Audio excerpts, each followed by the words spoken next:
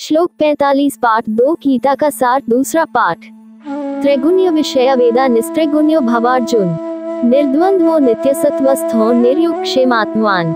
हे अर्जुन, वेद उपर्युक्त प्रकार से तीनों गुणों के कार्य रूप समस्त भोगों एवं उनके साधनों का प्रतिपादन करने वाले हैं, इसलिए तू उन भोगों एवं उनके साधनों में आसक्तिहीन, हर्ष शोक आदि द्वंद्वों से रहित नित्य वस्तु परमात्मा में स्थित योग अप्राप्त की प्राप्ति का नाम योग है। क्षेम प्राप्त वस्तु की रक्षा का नाम क्षेम है। को न चाहने वाला और स्वाधीन अंतःकरण वाला हो।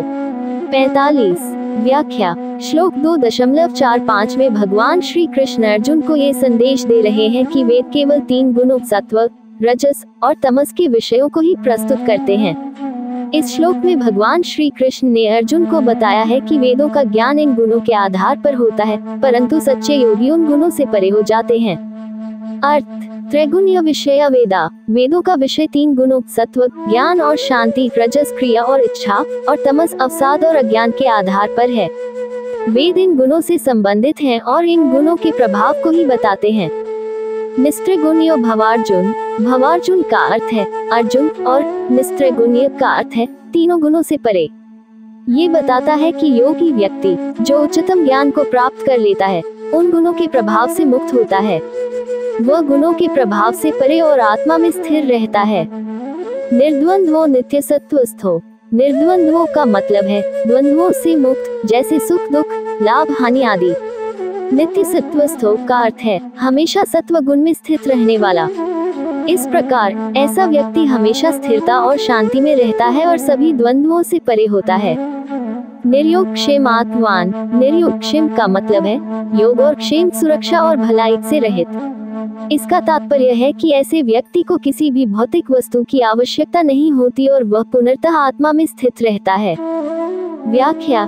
इस श्लोक के माध्यम से भगवान श्री कृष्ण अर्जुन को ये सिखाना चाहते हैं कि सच्चा योगी वह होता है जो वेदों के 3 गुणों से परे होता है। वह व्यक्ति जो सत्व, रजस और तमस के प्रभाव से मुक्त रहता है और हमेशा आत्मा की शांति और स्थिरता में रहता है, वह वास्तव में ज्ञानी और योगी होता है।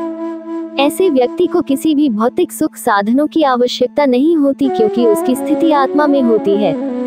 श्लोक 46 पाठ 2 गीता का सार दूसरा पाठ। यावानर्थ उत्पाने सर्वतः संप्लुता उत्के तावान सर्वेषु वेदेषु ब्राह्मणस्य विजानतः।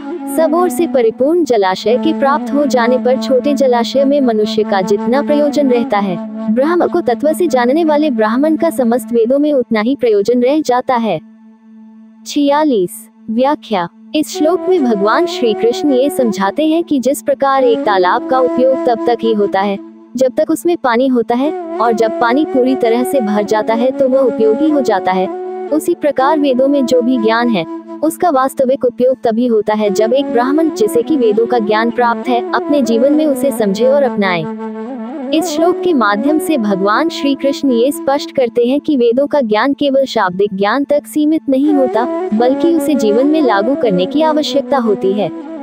विवरण। उत्पाने, तालाब या कुएं में पानी।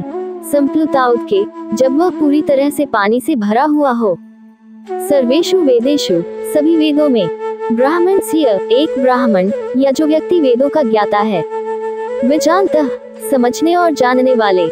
इस श्लोक का उद्देश्य यह है कि वेदों का ज्ञान केवल यथार्थ में तब समझा जाता है जब वह व्यक्ति उसके आदर्शों और शिक्षाओं को अपने जीवन में सही तरीके से आत्मसात कर लेता है।